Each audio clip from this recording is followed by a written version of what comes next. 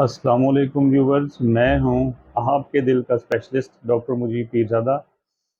आज हमारा बात करने का जो मौजू है वो है कि जब एक अटैक वाला मरीज़ जिसको हम अटैक लेबल करते हैं वो हमारे पास प्रेजेंट होता है, फिर उसकी जो है ना उस हिसाब से ट्रीटमेंट की जाती है। 72 आवर्स का एडमिशन किया हमने और उसके बाद हमने उसको डिस्चार्ज किया। तो वो आफ्टर डिस्चार्ज क्या ऐसी चीज़ें हैं जिसके ऊपर जो है ना वो मरीज़ को फोकस होना चाहिए, उसे पता हो कि मेरे कौन कौन से ऐसे पहलू हैं, अगर वो मैं चीज़ें अपनी पूरी कर रहा हूँ तो जी मैं मतलब अपनी ऑप्टिमल ट्रीटमेंट ले रहा हूँ।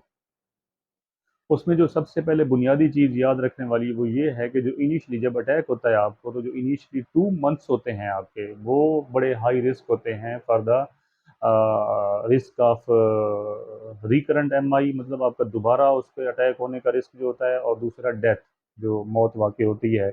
वो इनिशियली जो आपके 2 मंथ्स होते हैं ना, वो उनमें रिस्क हाईएस्ट होता है। तो इनमें तो ख़ास तौर पे फोकस होना चाहिए। जो चीज़ें जिस तरह समझाई जाएँ, जिस तरह लिखी जाएँ, जिस तरह फ़ॉलो अप कहा जाए, वो एज़ इट इज़ वैसे ही होना चाहिए और टाइमली होना चाहिए। तो 5-6 चीज़ें हैं जिसके ऊपर जो है ना हमने फ़ोकस करना है। जब दिल के मरीज़ को हमने अटैक वाले मरीज़ को जब हम डिस्चार्ज करते हैं तो उसमें क्या-क्या चीज़ों पे फ़ोकस करना है। सबसे जो पहली चीज़ है वो ये है कि उसने अपनी लाइफ़स्टाइल को अल्टरेशन करनी है। जो उसकी ज़िंदगी का जो रहन-सहन था उसमें कुछ तब्दीलियाँ लानी है। फ़र्ज़ किया कि वो जनाब पहले देखे कि मेरा क्या रूटीन था, मेरी क्या एक्टिविटी थी, कितना मैं चलता-फिरता था, उस हिसाब से जो है ना वो अपना नेक्स्ट का जो लाहे-अमल है वो तय करे। मतलब कि अगर आपकी कोई फ़िज़िकल एक्टिविटी पहले नहीं थी, कोई वॉक नहीं थी, आप चलते-फिरते नहीं थे, बैठने वाला काम था, तो आपने वो वाला नहीं अडॉप्ट करना। उसमें चेंजेस लाएँ, रूटीन की एक्टिविटी करें, अपने आप को मज़ीद फिट रखने के लिए आपको तगो-दो करनी है। पहला पॉइंट ये है। दूसरा है risk factor modification. Risk factor क्या, कोई ऐसी चीज़ें थी जिनकी वजह से आपको अटैक आया? वो जो 5-7 रिस्क फैक्टर्स हैं, मतलब आपको कोई शुगर है, ब्लड प्रेशर है, आपको चिकनाई का मसला है, आप सिगरेट पीते हैं, आपको जो है ना वो मोटापा है, इस तरह की कोई रिस्क फैक्टर्स थे, तो क्या पहले से थे तो उनको जो है ना उसी तरह से बड़ी स्ट्रिक्ट कंप्लायंस के साथ उनको साथ लेके चलना है, दवाई और मज़ीद बेहतर करनी है। और अगर अभी रिसेंटली डायग्नोज, क्योंकि बाज़ दफ़ा ऐसे भी होता है कि अनडायग्नोज केसेस चल रहे होते हैं, खुदा न खास्ता उसकी वजह से अटैक हो गया, ड्यूरिंग एडमिशन पता चला कि ब्लड प्रेशर का मसला था, या इनको शुगर थी, या इनकी लिपिड प्रोफाइल डिरेंज थी, उस वजह से ये मसला हुआ। तो उसको जो है ना फोकस करना है। अब आपने वो बुनियादी चीज़ें हैं जिनको आपने कंट्रोल करना है। तीसरे नंबर पे है सेकेंडरी प्रिवेंशन। सेकेंडरी प्रिवेंशन में ये है कि अब आपको जो अटैक हो गया, उसकी तो जो चीज़ें थी वो चल रही हैं साथ, अब दोबारा ना हो उसके लिए करना है। उसके लिए बेसिकली मॉडिफिकेशंस होती हैं कुछ दवाइयों की, जो है ना वो जो होती हैं कि वो आपने अपनी सेकेंडरी प्रिवेंशन के लिए कुछ दवाइयाँ हैं जो आपने सारी ज़िंदगी चलानी है ताकि ये दोबारा वाला मामला ना हो।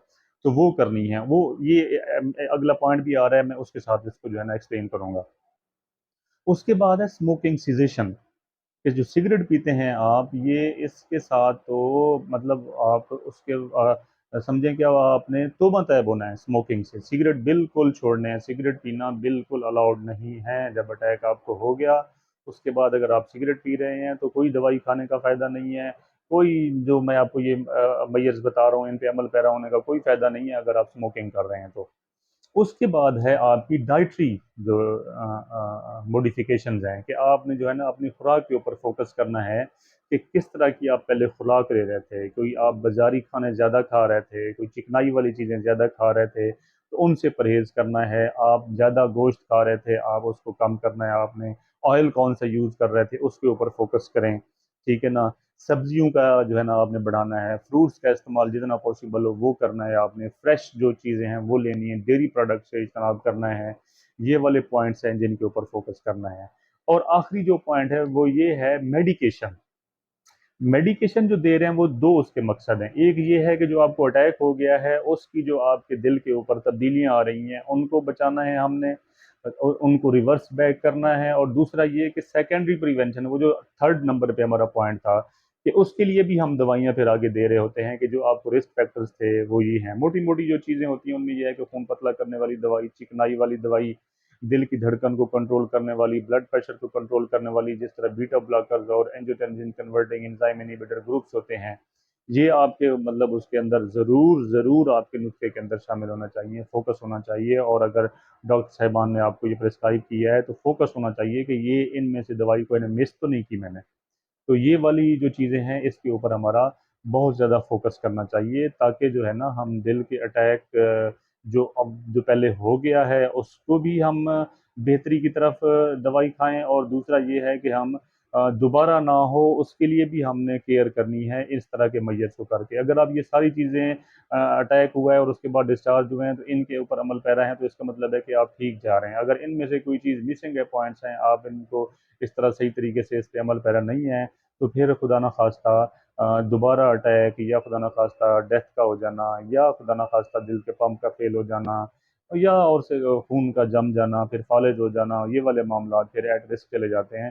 तो इससे जो है ना हमें पूरा मुस्तफ़ीद होना चाहिए, ये वाली चीज़ों पे हमारी गहरी नज़र होनी चाहिए। उम्मीद करता हूँ कि ये वाली वीडियो आपके लिए बड़ी मालूमाती होगी।